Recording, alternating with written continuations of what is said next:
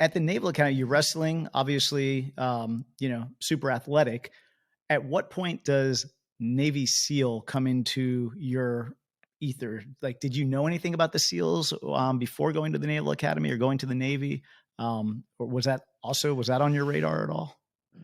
It really wasn't, honestly. That was before a lot of these books have been written, and there's a lot of different opinions about that out there. Mhm. But no, I mean, it wasn't the SEAL teams in the late '80s, early '90s weren't quite as widely known, and I didn't really know what SEALs were until I showed up at the Naval Academy.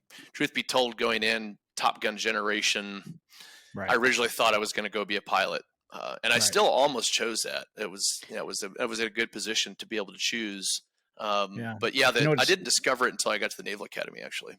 what's funny is, you say that, like, I went in 92. I think I did delay entry program in 91. And that was my reasoning for wanting to go to aviation. I worked in aviation my time in the Navy, and it was the Top Gun generation. It was like the coolest thing out there. And I had a motorcycle. I had, Of course you did. Why wouldn't you have? Yeah, I mean that movie gets a lot of credit. I don't know any statistics, but I've heard anecdotally that the spike in recruiting for the Navy was just pretty phenomenal after Yeah, that I movie. could imagine. I could imagine. So that's amazing. So you wind up. How did you hear about SEALs while you're in the Naval Academy? Do they have a somebody come in and talk to the class, or how does it come into your world? A little bit of word of mouth, as you learn more about the Navy, which I was completely clueless. I didn't know the difference between a petty officer and a lieutenant. Honestly, when I Sure. got there, really had no idea. But you learn about the different uh, specialties in the Navy, and that was one of them that came up through. I think I don't know if it was even a class, but yeah, I just think you learn it through osmosis. And there was his name was, I remember to this day, Lieutenant Matt Hickey. He was the SEAL officer representative. I think he was a company officer. Okay. And I remember one time, I think I saw someone walking on campus with the Trident. And of course, the SEAL Trident has to be the biggest, most obnoxious Oh, insignia sure. that you wear. I mean, because why not? And I remember saying, What's that? What's that thing?" And someone said, "That's a SEAL Trident." And I was like, "Well, what's a SEAL and what do they do?" And then I think it was my plebe year, and I learned more and more about it. My plebe is your freshman year, but it was Mhm. really more through word of mouth. I had no idea before that. And at what year in college in the academy are you allowed to try out for buds? So it's changed a lot in the nearly 3 decades since I've graduated. But when I was there, the requirement was, or the expectation was that the summer after your junior year, you went to what they called mini buds. It was a 3 week taste, like 1 week each of the three phases of buds. Okay. And in order to qualify for that, they had pre-mini buds, which is a little, little, sound not the right word, but a, a pre-qualification course that was run by other midshipmen, upperclassmen. Mm. And then to service select it, you had to, of course, have minimum requirements physically, and then you had to pass an interview with a panel of senior officers enlisted. And then based upon that, if you pass both of those, you got one of the billets or slots out of the academy based upon your class rank. It has changed significantly since that time. It's way more involved. Mm. You have typically candidates now are showing interest much earlier, and it's a more rigorous process to be selected. And at that time, that when you were there, though, as you said, there's only certain billets, meaning that there's only certain slots. Only if you have 40 people, only 20 may get selected or 18 may get selected. Is that correct? And I don't Correct. know Yeah. the So exact number, but it's a well, it's minimum number. changed. Yeah. My year was only 16, and there were probably 16. 50 of us who wanted to go. So Wow. there's some guys on the outside looking in. To their credit, there's probably 10 to 12 of those guys who wanted it badly. They decided that's what they're going to do. So they went to another service selection and they kept applying and they were able to go, but delayed by a couple of years. So there ended up being a couple dozen of us ultimately from Mm. my class that made it, but only 16 of us were fortunate to go straight to buds after graduation. And how do you find out that you've made the selection? Well, they have, it's a big deal where they have service selection. That's like my year it was on a Saturday and in February. I think they do it earlier now. I think they do it like in November timeframe. And then what they do is I'm not even going to speak to how they do it today because it's actually Sure, fundamentally different. When I was sure. there, service selection, like if you're no more in the class, going in, I am eligible for these things. And as they come off the board, if you're lower in the class, then you don't necessarily get what you want.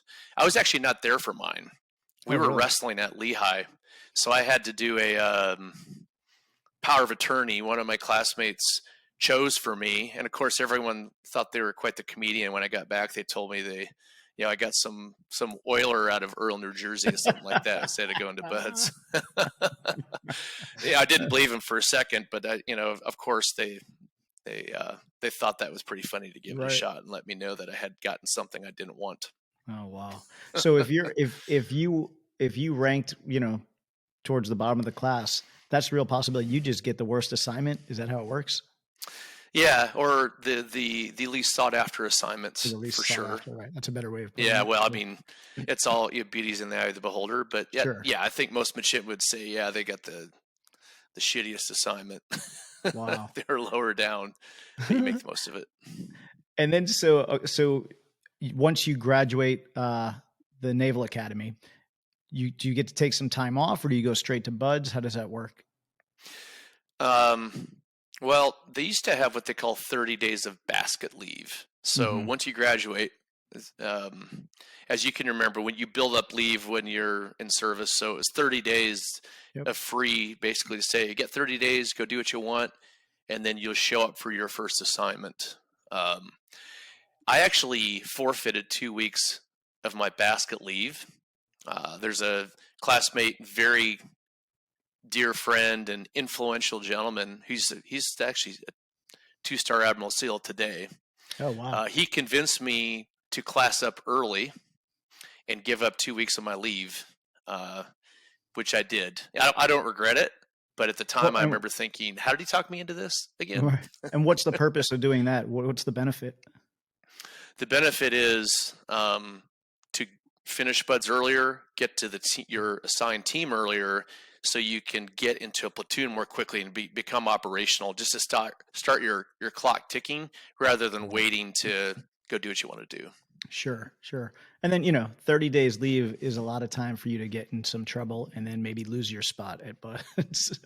Yeah, So, um, potentially it could be. I knew people that graduated and they took 30 days and they just went to, they flew to Europe, just got a rail pass, and they stayed in hostels and they just traveled Europe, which oh, I think wow. would have been pretty cool. I Yeah, did it not do would be. that; just drove across the country. Um, but yeah, Very cool. I think once you decide you're ready to go, you might as well Yeah, just I go would rip I would off the imagine band-aid and do so. it. Right. And then so you get to Buds, and what is day one like at Buds? Is it are you obviously you must be nervous, but what is that like walking into this elite school? Yeah, I think anyone who tells you is that who does it and says it wasn't intimidating at all, I think I would doubt that. It's intimidating, even though you spent some time with some of your classmates who've gone ahead. You're not your classmates, but those who graduated ahead of you. You prepare as best you can. You may do mini buds, and I did not do mini buds. So the first time I went there, it was the first time I Oh, when wow. I went as a student. So it's a little intimidating. Um, and I think it's not until you get that first, punch in the nose, if you will, figuratively, not Sure, uh, sure. then you just realize, hey, this is not all that different. What I've done is going to be more intense. But mentally, you just got to get over that and just tell yourself that I've prepared for this. I know what I'm getting into. I may not know exactly what's going to happen or how I'm going to react, but if you're prepared, the intimidation factor can wear off pretty quickly. At Yeah. least for me, it did. Is it intense from the moment you arrive? Like when in the regular Navy, when we get to our boot camp. I mean, the minute you get off the bus, it's, pounding garbage cans, yelling at you, this and that. Was it anything like that, or is it a little more civilized and It's a little bit different. It's a little bit more calm before the storm. yeah, You go to the quarter deck, you check in, you go to the BOQ, and um, and then once you show up that Monday, then the instructors will start messing with you a little bit, and they called it, strangely enough, they called it Phase 4, hmm, which was, I don't know yeah, where that came from, but it was like the preconditioning before you started first phase. right, There's a little bit of intensity there, but really where it ratcheted up, day one of first phase, that's where it was game on. That's got it, where, because most everyone who'd gone there had already gone through boot camp or the Naval Academy, right, so it was a little bit more. It was a little bit different than when you show up at boot camp to shave your head and right, and I, no I moment think is your own. right, and for people that haven't served in the military, what happened once you get past boot camp, it's like a regular job. I mean, obviously, buds is going to be a little bit different, but for people that Yeah, think your whole military career is people yelling at you, that's not the case. That's just going through training. And then once you do, it's definitely yeah, a lot exactly. more Now civilized. once you show up that Monday morning at 7 a.m. or whatever, I don't remember exactly our first day, but like I think we classed up with 123 guys. Oh wow. I think within the first 2 minutes, we were all in the surf, getting wet and sandy, and turning into sugar cookies. So what they like to do is, as soon as you show up, here's a first evolution. They want to, have a little shock and awe, and then try to get you off your game a little bit. And I'm pretty sure within minutes, we were hitting the surf and getting hammered, and it was on from there. Wow. Wow. And then A you little had bit of mentioned screaming going on. oh Go, yeah. yeah. You had mentioned the phases. Can you just talk a little bit about what are the three phases of buds? Yep. Yeah. So the first one is, I think it's referred technically to as conditioning phase, a little bit of weed out phase. So it's you learn some basics in and around water survival and the like, but it's basically conditioning. You throw in Hell Week, which you may have heard of. I think when I went through it was week 6. Now it's like week 3. They moved that forward. Hmm. Second phase is all about diving. You start with open circuit and then ultimately closed circuit. Because and then you're training for what they call combat swimmer training, ship attacks, clandestine reconnaissance, stuff like that. And then the third is some of the very basic tactics around land warfare. So shoot, move, communicate, demolitions. Those are the 3 phases. Right. Was there was there one that you found to be more difficult or more enticing than the others?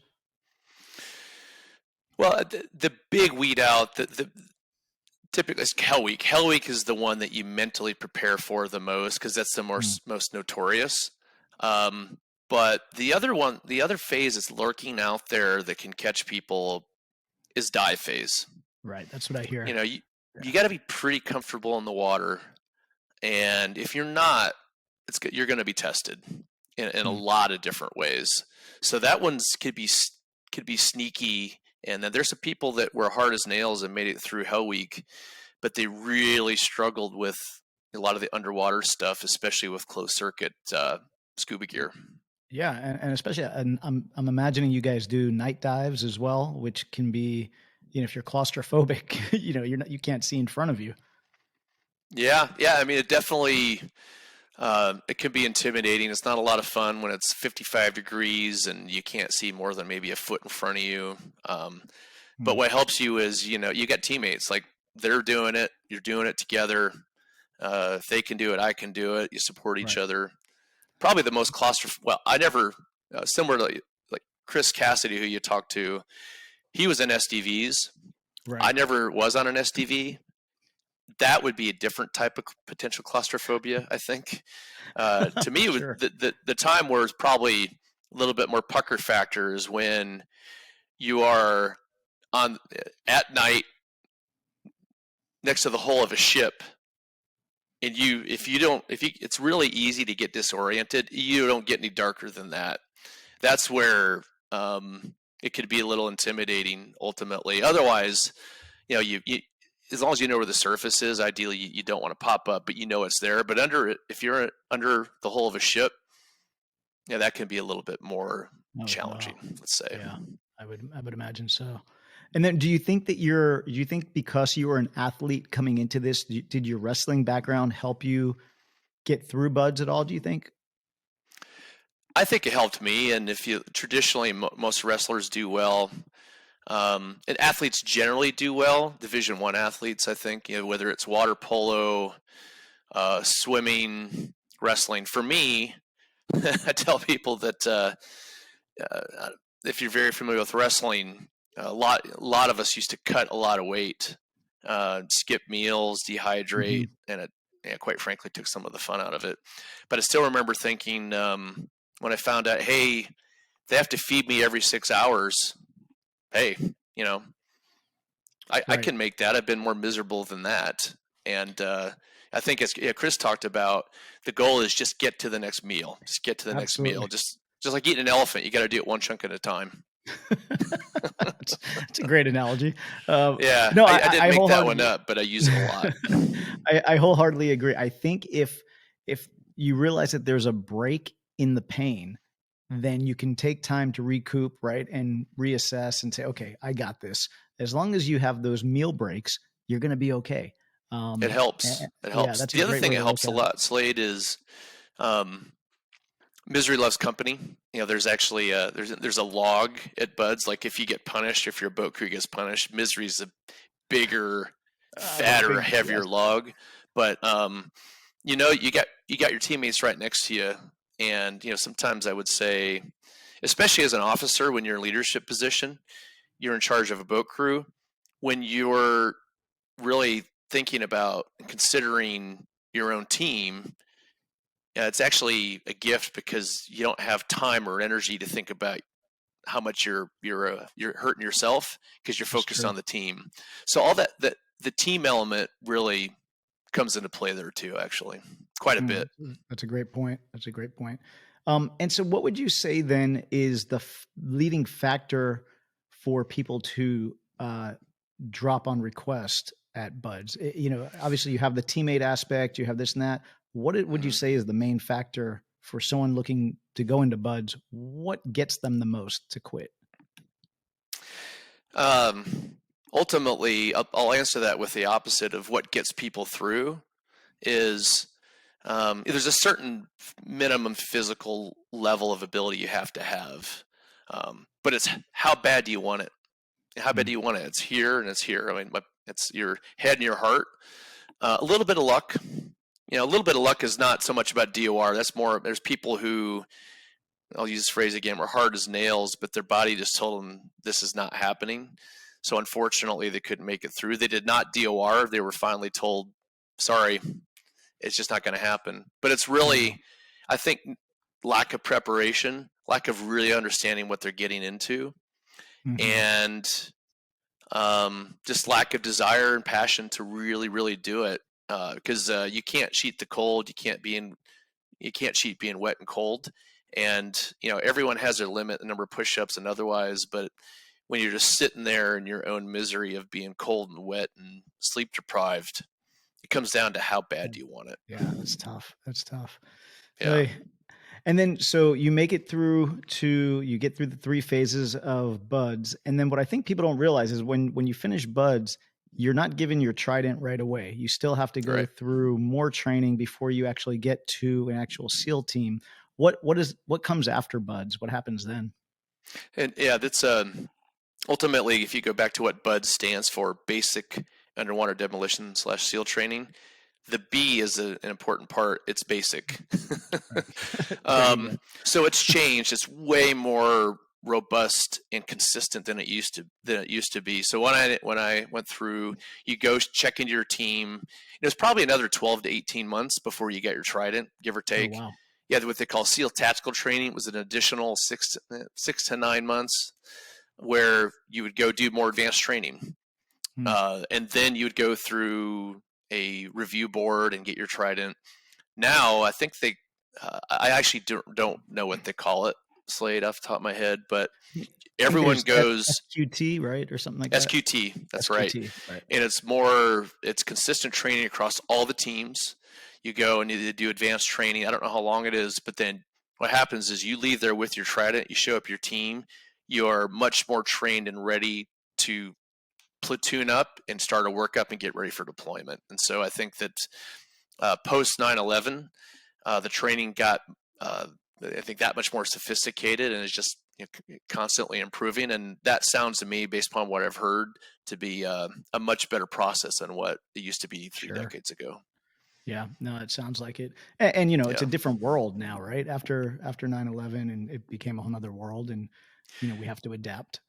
So absolutely. To yeah, the team, to the military's credit, they were really, it was a lot of peace and quiet for quite some time. You throw in right, Panama, Grenada, some things here and there, but um, a lot of the tactics that have been learned through in written in blood, basically, really hailed back to the Vietnam era that's ultimately. right, So a lot that's of the right. tactics for land warfare and the like were really that, and the level of sophistication and training around mountain and urban warfare, right, I think are off the charts, certainly compared to what they used to be. Right. Which, yeah, so it's a good thing that we change our playbook every now and then because, going through a jungle and clandestine operations through a jungle are way different than a mountainous terrain in Afghanistan, obviously. So, For sure. Yeah. um, so after your additional training, what team do you wind up on? Where do you go? What happens after that? The needs of the Navy will dictate always, Okay. but you at least get to, you don't get a vote, but you get to submit. Hey, here are my preferences, and then the detailer's office will tell you where you're going to go and when. A little Hmm. bit of luck of the draw. And where did you wind up? I ended up on the East Coast, SEAL Team 4, SEAL Team and then 4. Okay. and then ultimately the way it used to be is that the different teams were assigned geographic areas of focus. So SEAL Team 4 was Latin America, Oh, South and Central America. SEAL Team 2 was Europe. SEAL Team 8 was Middle East, Africa, Mediterranean, and the West Coast teams had their different geographic assignments.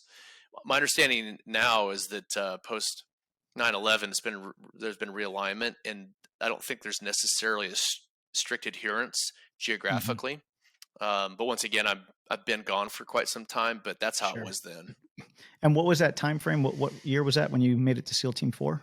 So early '94 94. Okay, so feels this is like yesterday. right. Yeah. That was so this is still pre 9/11. Yes. Yeah. And All then of my personal operational experience was all pre 9/11. pre 9/11. Okay. Yeah. Um, and so what do you remember from your time? Was everything that you trained for? Did you feel like once you got to your team and you were ready to operate, was this a sigh of relief now and say, okay, I'm here, I'm ready to do it? Were you and were you welcome from the other teammates when you come in? How does that work as a newbie coming in? Yeah. I think throughout all kinds of phases of your life and your career, uh, you get to the top and then you go right back to the bottom. Or you get somewhere Sure. near the top, you go right back to the bottom. So if I think about graduating the Naval Academy, yeah, I was pretty proud of myself. I was, pleased with that accomplishment. You show up to Buzz and you go right back to the bottom. Yeah. You graduate Buds, you feel pretty good about yourself, and you go to the team and you're just an FNG or a newbie. Mm. Yep. So they welcome you, but with a little bit of tough love. But it's good though, because I still remember at my Buds graduation there was the guest speaker was a guy who one of the things he said was, the 5 mile swim, the 16-mile run, or whatever we did, those should absolutely not be the longest distances you ever do. You basically got a ticket to the game, and you're going to be constantly pushing and improving yourself. And you notice that from day one at the teams. You show up, and the people there are not impressed. Right? You're just another person who doesn't even have their trident yet. Back in the day, so you gotta earn your stripes again right away. And Now you even feel having more confident after STT and your first platoon workup, but it's humbling to be around guys that have been doing this a long time. You got to measure up. sure. And what is it? How is it as an officer going to a team as a newbie and you have other guys who are enlisted and they've been doing it for a while. What is that dynamic like? Do you have to kind of tread with caution and in, coming in there and saying, do this, do that? I think you really have to strike a healthy balance, and I think it was one of the challenges of being an officer because you want to, on the one hand, fully respect the the knowledge and the experience that they have. You want to listen and learn, but you're also, ultimately the throat to choke. You're in charge, right? So you have to strike this balance between listening to what they have to say, but you're the one who has to make the decisions. And you want to maintain a little bit of that balance, or that distance, maybe not the right word. There's a bit of a buffer where you don't want to be just one of the guys, because Sure. ultimately you don't want to lead only through command and control. But Right. there are times, obviously, in the military, there's a reason you have to have Sure. command and control. Someone has to make a decision. Unity command. So it's a delicate balance you have to Yeah, strike, and I'm just sure based you on have my to set that experience. precedence from the beginning, so you're not taken advantage of. Like you said, you don't want to be just one of the buddies, because you Yeah. are supposed to be in charge. What would you say? You spent 9 years with the teams. What are some of your fondest memories from that time? Uh, I think traveling to different parts of the world, meeting really interesting people, foreign counterparts, and the like. Once again, I never saw any combat action. Hmm. Most of the training we did was what we call joint combined exercise for training. A little bit of keeping your skills sharp and waving the flag for diplomacy. So we got Right. to do some training with our foreign counterparts, which I enjoyed. And then ultimately, though, I think more than anything, just the level of teamwork, camaraderie, and when you're literally putting your lives in other people's hands, it's a bond you build that is really you can't replicate. Right. Just being out there with your team, uh, being ready to put your training into play if you're called upon. That's really those are my best memories. Yeah, I think for me as well, you can't beat the camaraderie that you have with your brothers in arms when you're in service. There's just something so special about that bond. And that's not to say that look, every day wasn't gravy. We'd get into fights or arguments or may not agree with each other, but in the end, there is just something about somebody having your back so deeply that no matter what, you know that you're safe with that person next to you. I miss that so much. Yeah, That's the and biggest. there's a Yeah, lot to be said when you're together for months, weeks, or months at a time, and there is no going home at night and coming back the next morning. You're sleeping in the same quarters or in the same tent or whatever. So it's yeah, a forcing mechanism where if you have your differences, tough luck. You better figure them out. that's right. You work it out and then you hug each other. It's Yeah. I remember some of my fondest times were just at nights with the fellas, just we're not, like you said, you're not going home, you're not going to your bed at night, you're just hanging out with your fellas and then just talking shit and telling stories. Yeah. It was some of my favorite moments.